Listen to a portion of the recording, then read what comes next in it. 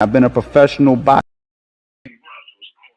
Guys, my name is Coach Anthony. I've been a professional boxing teacher for over a decade. I've worked with numerous world-rated professional boxers, world champion boxers, and even amateurs at the Olympic level. Over the years, I've created courses that are going to help you improve in different areas of your boxing, where I teach boxing fundamentals and I teach tactics and I get in depth. Guys, there's going to be a link somewhere on the screen. I want you guys to click it because I'm giving a special offer. I need you guys to invest into yourself. You don't have to walk this boxing journey alone, guys. I'm here to help you, and that's what I really want to do. So click on the link, go ahead, invest into yourself, and learn how to box and stop trying to figure this out on your own. Boxing life.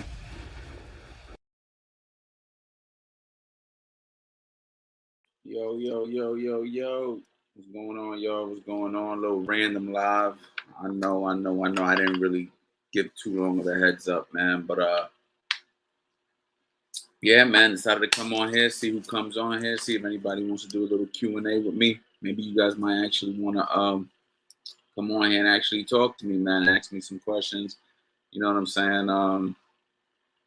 So yeah, you know, let's see if we can get some people to roll up in here. Everybody who comes in here already knows, if you go to the website right now, I'm going to give you the CA Power Hour, always showing love for the people who show me love. And you can grab a Master Boxing bundle, any bundle you want, anything you want for 60% off. I'm currently running a 50% off, but since you're watching this, you'll get 60% off. So if you use the discount code CA Power Hour 60, you'll get 60% off the bundles, and that goes for everything. And effective July 5th, I will be going up on the base rate. So for instance, if I got a course for $100, it might be $125. You know what I'm saying?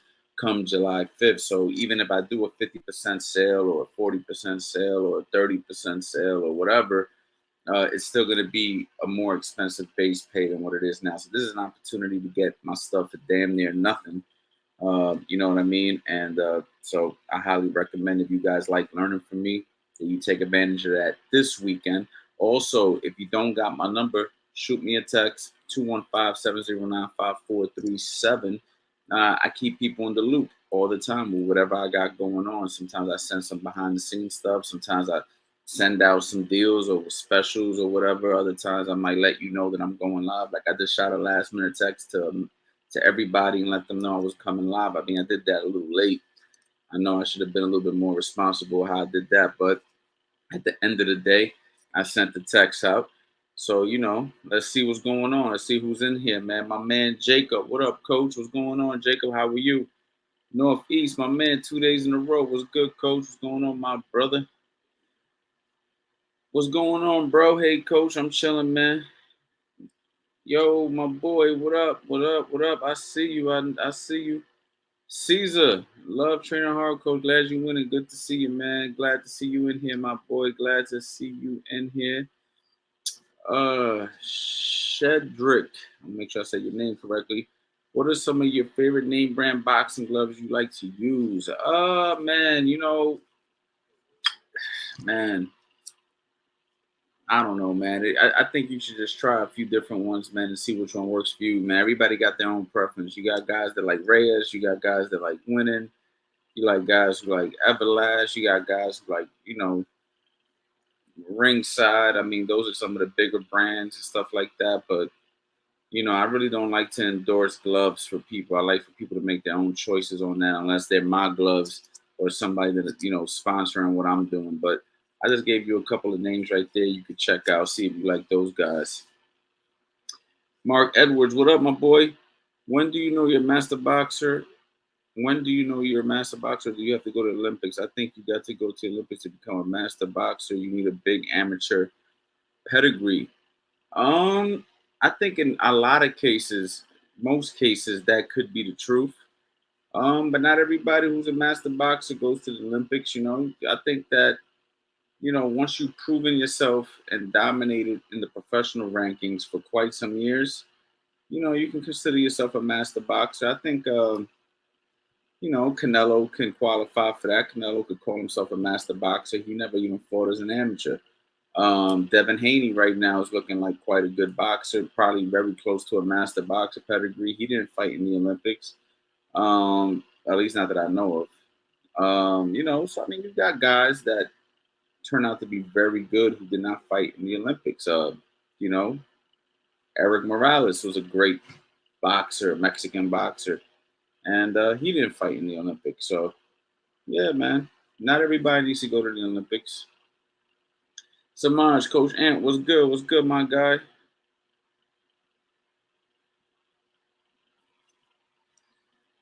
Hey, Coach, absolutely love your channel. Learned so much as a beginner. I'm falling in love with the sport, man. I'm glad you love the sport. I'm glad you love the channel, my brother. And if you get a chance, man, check out some of the courses that I got. Some of the courses that I got right now are fantastic as well. If you haven't checked them out, you know what I'm saying? So if you do so, this is the weekend to do it.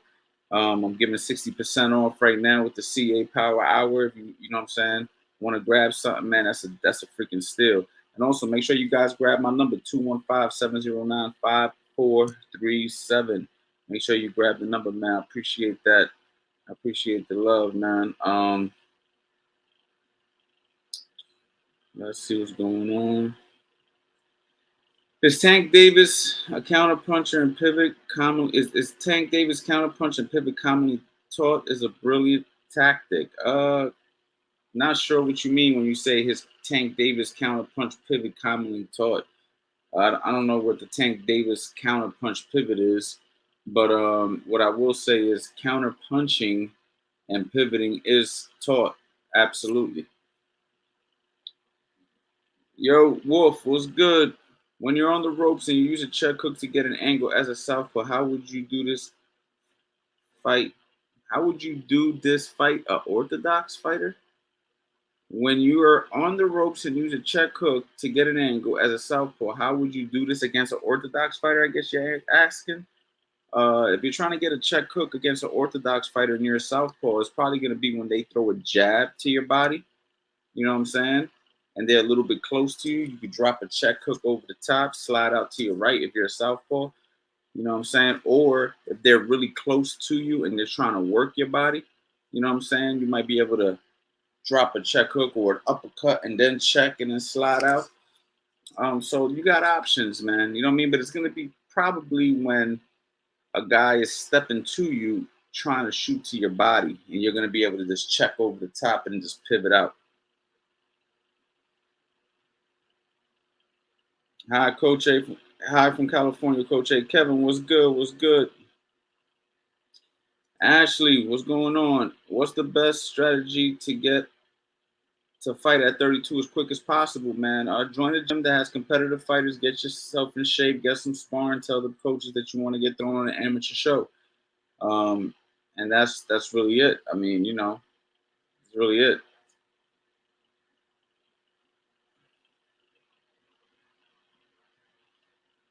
Yo, Ness, what's up, Coach? Salute. What's going on, my guy?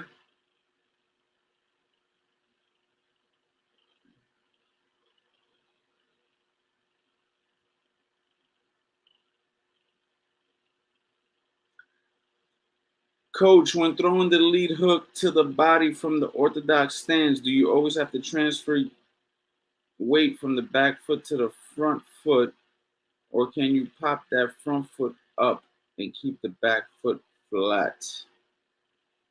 When you're throwing the lead hook to the body from an orthodox stance, do you always have to transfer the weight from the back foot to the front, or can you pop the front foot up and keep the back foot flat? Man, I'm trying to envision what you're actually asking me right now. It's kind of hard for me to envision it the way you wrote it.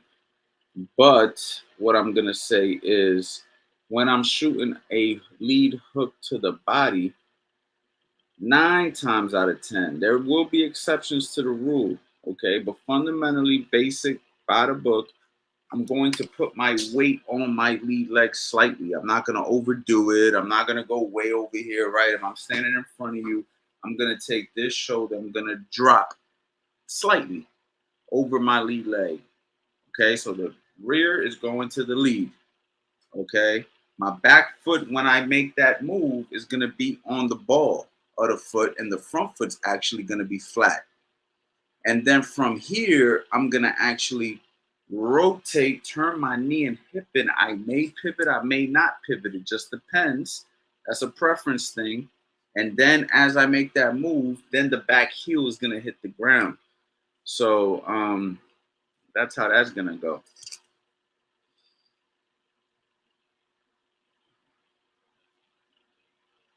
So the back foot isn't going to be flat initially. The back foot's going to be flat at the end of the shot. It's going to be on the ball of the foot because you're dropping all your weight over your lead leg.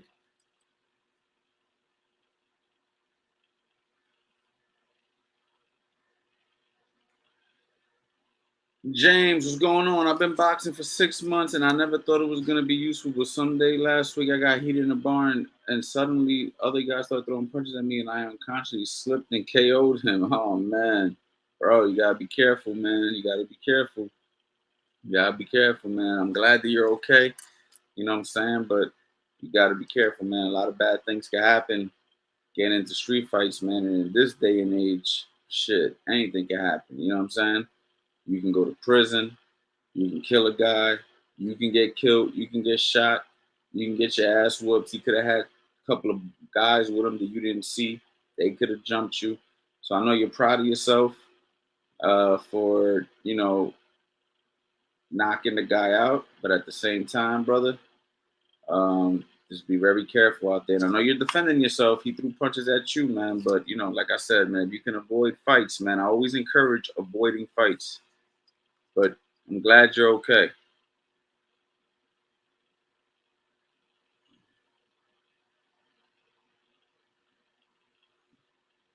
Thanks, coach. All right, brother. I hope that answers your question, man.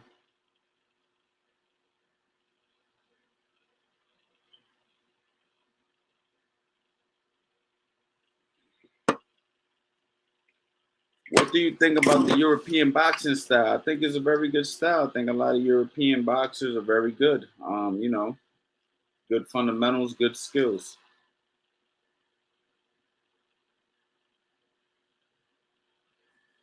Coach Anthony, could you explain a strategy or plan of attack when you enter the ring? Man, that's kind of a question that's that needs to be a little bit more uh, specific to the person that you're boxing. But if you don't know who you're boxing, it all comes down to the fundamentals. You know what I mean? Hands up high when you first start out. Stay behind your jab. Be first. Keep your defense tight. Keep your chin tucked. Let your hands go. Pace yourself if you need to, and just basically just try to keep everything simple and as basic as possible. This is when you don't know who you're boxing. You know what I'm saying? You don't want to try anything crazy. You want to take your time, so you want to stick to the fundamentals. And then as things start to present themselves, you just take the opportunities as you see them. You know what I'm saying? Guy drops his left hand, you might throw the right hand. Guy throws a right hand, you might throw your left hook. Guy standing here covering up, you might, use your jab and get around and come with a hook around the side when his hands are in front of him. You might. It's too hard to give a plan of attack when you don't know who you're boxing or you don't know what the situation is. Now, if you do know who you're fighting, you may be able to come up with some sort of a strategy. But even then, every fight's different. So you just have to be able to adapt. And that's what good training, good fundamentals comes into place.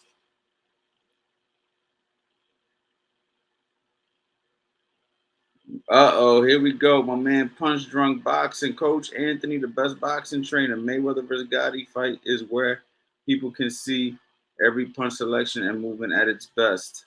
One of the best technical displays ever. Agree?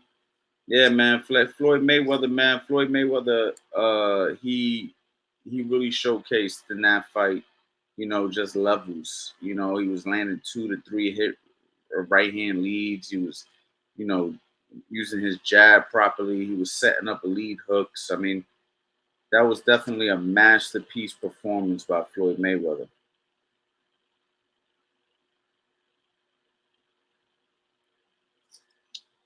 Any advice or tips for sparring? Man, you just gotta have fun, man. You know what I mean? Keep your hands up, like I said before. Have fun. Remember that it is learning. It's not a fight. It's simulation of a fight, but it's not a fight. So you just have to work on stuff, work on what needs to be improved. You know what I'm saying? Hopefully you're doing it in a controlled setting so you don't get hurt. You know what I mean? A lot of the times, egos do come into play and you do need to be able to protect yourself at all times, just like a fight. But at the end of the day, sparring is for learning, sparring is for improving. So if you're just going into spars and treating them like fights, chances are you're not going to improve at the level that you want to improve.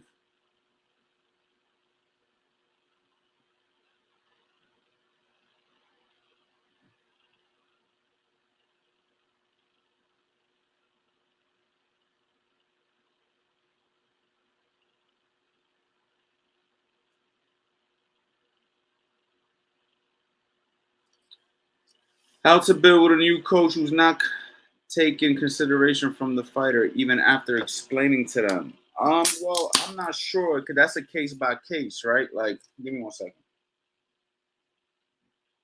Let's just say, for instance, it just depends what the situation is. What's the consideration that you're looking from your coach? Um, so that's kind of a hard thing for me to just answer because sometimes a coach wants what's best for you, and you might not know what that is right at this moment because you're still learning. But at the same time, a coach does have to be receptive. So my thing would be, you know, make sure you know who's coaching you. I can't stress that enough. You know what I'm saying? Do your research, man. This is the internet era. You know what I'm saying? If you walked into my gym for the first time and you didn't know me from a can of paint, and you was like, "What's your name?" I'm like, "Coach Anthony." You can, go on Google. You can look me up. You can go to YouTube, pull me up, Instagram, pull me up. You kind of have an idea who you're dealing with. Kind of figure out a little bit about your coach's history. Once you know that he's legit, you know what I'm saying, and he's a legitimate coach. He's worked with fighters before. He has some sort of history.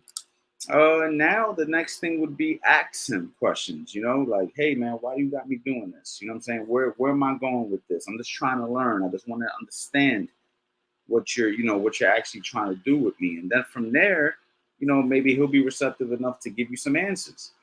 And do what he says. And then if that works, you know what I'm saying, then maybe you guys can build the chemistry. But if he tells you to do something and right off the rip you're like, "Well, I don't want to do that," or this or that, then you might rub him the wrong way even if you didn't mean to. And now he's not feeling you, you know what I'm saying? And then there's no connection there. So you got to make sure you mess with your coach. If you don't mess with your coach, it's kind of like a business partnership. It ain't going to work in the long term. Doesn't matter if he's the best coach. It doesn't matter if you're the best fighter. If you guys don't see eye to eye, it's not going to work.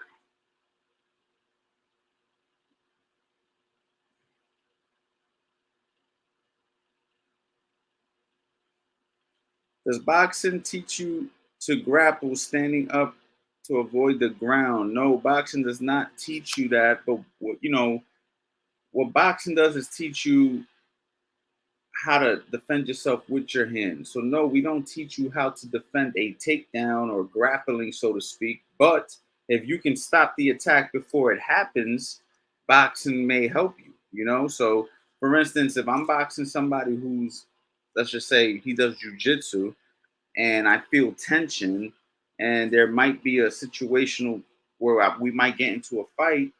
Maybe when he goes to take me down, if I throw a punch at the right time, I might hurt him. I might knock him out. If I throw the punch first before he takes me down, I might get him. If I let him take me down, take me to the ground, then I'm probably not gonna be in a good situation. So, boxing is boxing. You got to remember, boxing is a sport. But at the end of the day, when we're talking about self-defense, it typically comes down to who can get off first, who can get off, uh, who can be effective with what they know. You see what I'm saying? It's all about that. You know what I mean? Some boxers may be able to knock out some grapplers, and some grapplers might wrap a boxer up in a pretzel in 2 seconds. You see what I'm saying? So it just comes down to the individual. It comes down to timing. It comes down to situations. You know what I'm saying? It comes down to it's a lot of variables that come into play.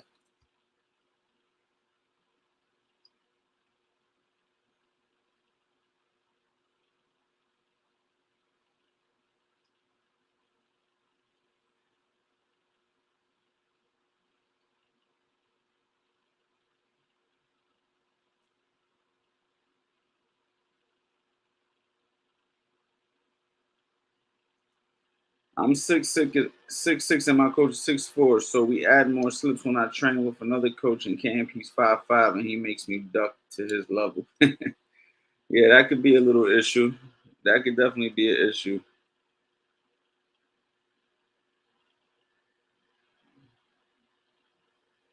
Is 40 too old for boxing, practicing in self defense? No, man. 40 is not too old for practicing boxing in self defense.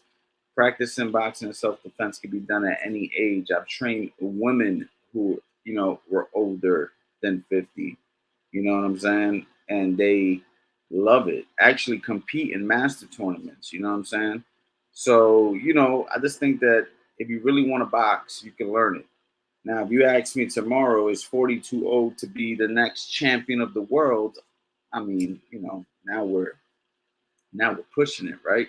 But just to learn, you can learn anything at any time, man, as long as you got your health, man. You know what I mean?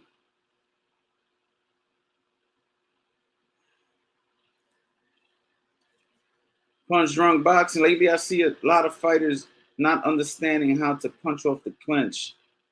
They are just letting themselves be clinched. What are some techniques or approach to work off the clinch? I actually have a course, How to Box from the Inside, where me and Eddie Chambers, we cover that. You know what I'm saying? We cover that. And, listen, it's going to be as simple as working your way out of certain situations. So I'm tied up with a guy, you know what I'm saying? I got an underhook or whatever. I got a free hand, right? We're not going to just clinch. We're not hugging each other when we clinch. Typically, when you clinch, one hand is free. So that's where, I'm going to rip uppercuts up the center. You know what I'm saying? I'm going to touch around the side, rip uppercuts from right there, maybe force my arm out of it so I could go ahead and shoot a hook. You can shoulder bump a guy on the inside. There's different things you can do. You know what I'm saying? If my hands are up on the inside, you know what I'm saying? I could push them off. So being in the clinch and not working in the clinch typically means that the fighters are just tired. It's not that they don't want to work in the clinch or they don't know how to punch in the clinch. It doesn't take rocket science to figure out how to punch in the clinch. What it comes down to is they don't want to work. So what they're doing is they're taking that extra time to rest. You know what I'm saying? So a guy's tying them up, and they're just laying there waiting for the referee to break them. But when you get that fighter who really wants to rumble, trust me, he's not laying in the clinch. He's gonna work himself out of the clinch.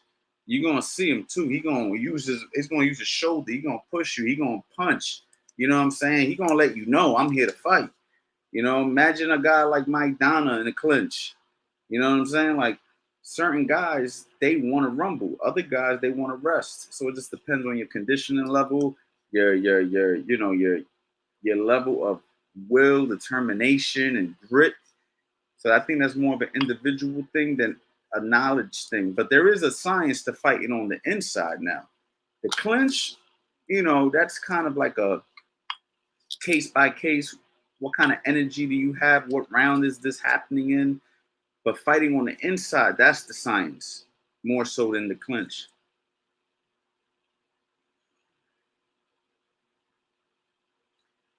My man Peter Neves in the building. What up, cuz? What's going on? Big shout out to my cousin Peter Neves, man, former professional boxer, man. You can look him up on YouTube. Check out some of his fights. This guy's a legend in New York City.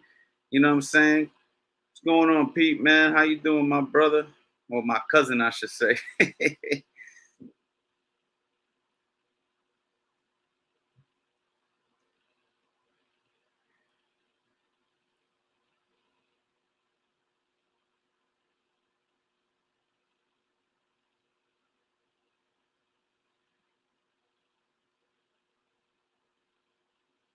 Got you. Loma does a hell of a job not letting himself get clinched. Yeah, I mean, that's another thing. You got certain fighters that, they don't need to be on the inside. You got certain fighters that don't need to be on the ropes. You got certain fighters that they shine when they keep the fight in the center of the ring and they keep a little bit of space.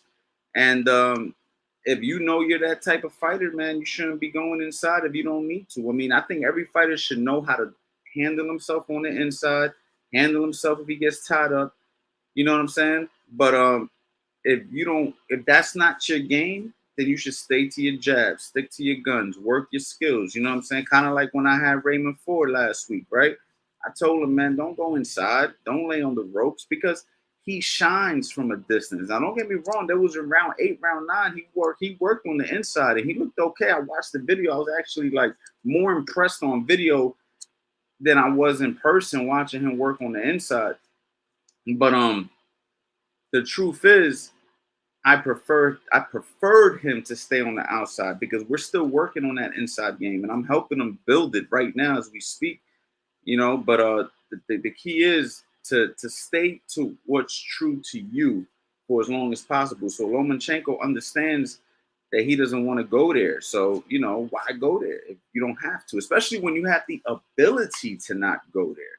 When you have the ability, the stamina, the conditioning, the skills, fuck, man, make it a nightmare for your opponent. You know what I'm saying?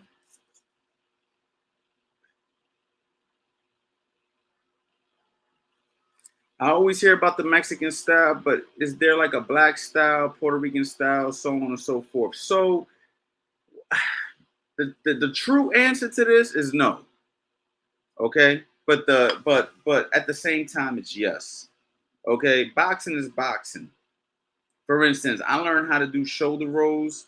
I learned how to do quote unquote the Philly shell from white trainers. Okay, white trainers. Now, did they learn it from black trainers at some point? Maybe. You know what I'm saying? Uh, you know, it all comes down to who's teaching you, and a lot of the times it's also just your environment and what's around you. You know what I'm saying? But at the end of the day, good boxing skills is good boxing skills.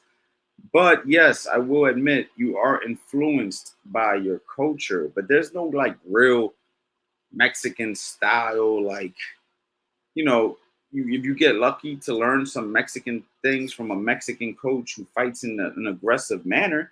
But like, look, let's look at Canelo, for instance, who has adopted a lot of slick techniques, like, you know, rolling with punches and bending the waist and slick things that a lot of people quote unquote say he learned after the Mayweather fight. You know, is that Mexican style fighting, considering he's a Mexican? You see what I'm saying? So, I mean, look, for me, it's like boxing is a big umbrella, and everybody's learning the same things, but it's just you're influenced by coaches, man. You know what I'm saying? You got a guy like Errol Spence, who he's a black fighter, but he's working his way on the inside, letting his hands go, whatever. And he does train in Texas, and you can say he might be influenced by some Mexicans, but he's not necessarily fighting in a Mexican style, right? He's just an aggressive fighter, you know? So, you know, it is what it is, but I get what you're saying. Yes, I guess you can label certain guys Mexican style. But the truth of the fact of the matter is, the true answer is no. But yes, kind of, if that makes sense.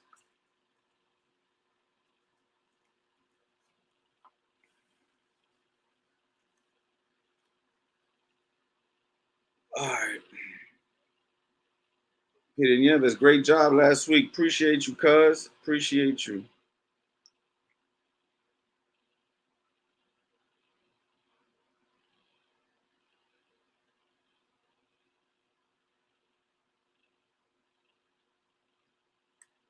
What are your thoughts on handling fear? I think experience helps you with fear. I think experience helps you with fear. You know, typically we fear the unknown. We fear what we don't understand. You know, this could be as simple as you don't know how to work a program on your computer. So you're like somewhat hesitant to even open up the application because you're like, man, I don't know how to do that, man. I don't want to do it. You're kind of nervous about it. You might have fear to open up your first business because you've never opened a business before. You might be feared to invest into some properties because you've never invested before. You might have fear to talk to a girl and ask her on a date because you're not accustomed to talking to girls and asking girls out. Boxing is no different. You may have fear to compete, fight when you've never done it before. That is why we have to spar. And before you spar, you have to drill. That's why there's like a tier system, right? We start them off with drilling, then we move into sparring under the control manner. Then we get you some competitive sparring. And then from competitive sparring, we get you some competition. And the more competition you have, the more you learn to control the fear. Now, the fear is always there. You just learn to control it. You don't let it wrap you up like a spider web. You don't let it control you to the point where you're frozen. But you're always going to be nervous. I mean, come on. You're in a fight. You're always going to be somewhat nervous, but it comes down to learning how to control it and learning how to deal with the situation. And 9 times out of 10, once that first punch gets thrown, all that fear goes out the window. You're kind of now you're in it. You know what I mean? So the fear is more so before the situation than when you're in the situation. But that's, again, you need experience. So where do you get experience? Training every day, working on your craft, sparring, things of that nature.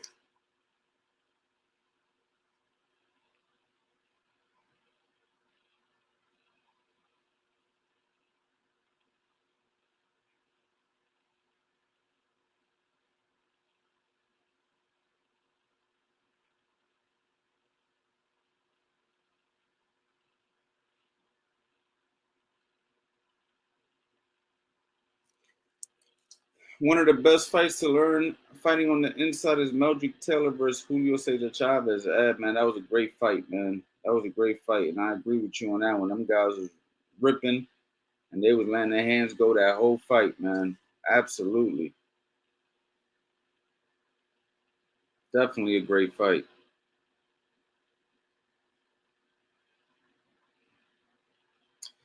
Guys, don't forget, man, go to the website, check out the website, man. Okay, CA Power Hour 60 gets 60% off just for rocking out with me. If you go to the website right now, you'll see that I'm promoting a 50% off sale. But everybody who's here with me right now, and you're seeing this, go ahead and get yourself 60% off, man. We got how to box from the outside, how to box from the inside, how to box a southpaw, basically, how to box the opposite stance, I should say, how to set traps and counterpunch, angles and how to create them, build you from the ground up 1.0, build you from the ground up 2.0, the Philly shell system, the footwork drills, 150 combination package, heavy back conditioning drills. You see what I'm saying? There's a lot of good stuff on there right now. As a bonus, you automatically get enrolled to the CA boxing community. And on top of that, all my courses are mirrored in Southpaw. So if you're a lefty or a righty, it really doesn't matter. And if you don't know what the CA boxing community is, I showed it yesterday on yesterday's live. It's basically a Facebook group where you can post up your sparring videos, your fights, your questions. You have direct access to me, something that I don't really do. A lot of people text me and ask me a lot of questions. And if you don't have my number, of course, you can text me at 215-709-5437. And you can ask me questions. But chances are I'm not going to be able to answer everybody's questions. I do try to answer some. And if you're lucky, you might be one of the people I answer. But I have a pretty big list right now of people who are asking me a lot of questions. So what I do is I encourage people. I say, listen, man, just grab something off the website. It's not like I'm charging you $10,000 to buy something. I'm charging you a reasonable price. You're getting something. And you'll have the CA boxing community, which will in turn give you an opportunity to ask all the questions you want and get the answers. So yeah, that's what I recommend, man. I hope you guys take advantage of that. And let's get back to this Q&A. During sparring, whenever I slip punches, when I got stung, my slips start to get over. Okay, I got to read this slow. During sparring, whenever I slipping punches, when I got sting, I'm guessing you mean when you got stunned or stung. My slips start to commit, I guess you're saying, and flinch when I was ducking. How do I get calm and confident when hurt? Okay, I pretty much got the drift. You're having fundamental issues when you're getting hit. What you need to do is continue to spar, continue to drill. This will go away in time, hopefully, if you have a coach who is correcting you. Okay? You can't just spar, get hit a bunch of times, you know what I'm saying? And expect to learn. Now, you may over time just naturally, right? You're going to learn things that are going to help you. But it takes a coach to stop the sparring and tell a guy what he's doing right, what he's doing wrong. This is what I like to do with my guys. When my guys spar, I stop the sparring. Yo, you're getting hit because of this. Yo, you're getting hit because of that. You see what I'm saying? That's why you need certain spars. And then after the spars, we drill. We either drill it on the mitt. So I drill it with two fighters with each other, or we drill it on the heavy bag, or we drill it in shadow boxing. This is the process. So somebody needs to be watching you and paying attention to your errors and then giving you specific drills that are customized to you. You know what I mean? There's drills that you can do that are like generic drills, but you're gonna always need your own customized drills for your personal errors and flaws, if that makes sense. But at the end of the day, it's gonna come down to more sparring, more drilling.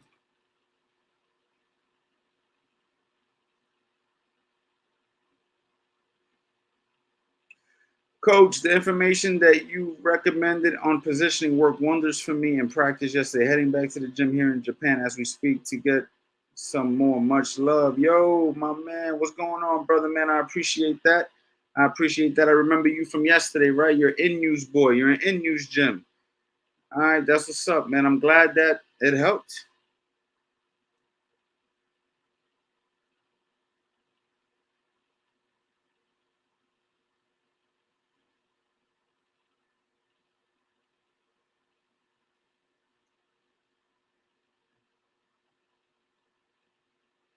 Let's keep this Q&A going, guys. I'm gonna stay on here for a little bit longer. I'm gonna go ahead and leave my phone number on here. I need everybody who's in here to grab my phone number. If you're watching this late, if you're watching this at a different time, if you're not live, it's all good. Grab the number, shoot me a text and say, hey man, I got your number from the live.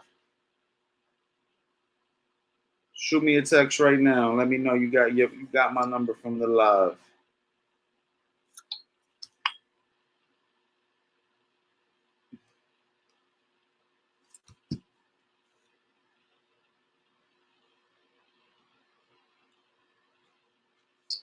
Please stop. Any advice for choosing a good trainer? Yeah, man. Use Google. Google him. You know what I'm saying? Find out a little bit more about him before you just jump in, and then catch his vibe. See how he treats people. See how he treats the people around the gym. Is he encouraging? Is he rude?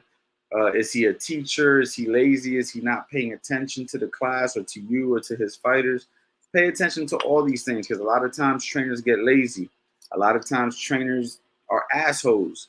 A lot of times trainers don't know what they're doing. So you have to be very careful when it comes to choosing a boxing trainer. So you do have to pick wisely.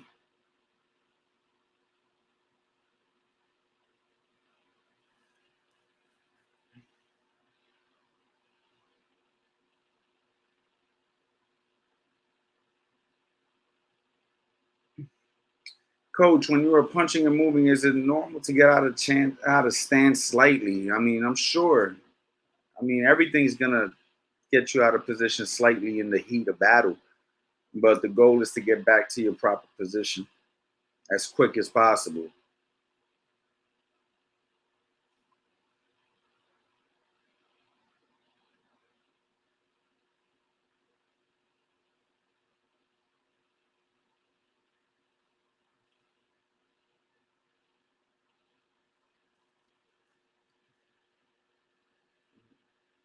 Checking right now to see. I'm seeing some of your guys' texts, man. I'm seeing some of you guys' texts, man. I see you, William Spicer. I see you, brother. Some of you guys' texts coming through. Big shout out to you guys, man.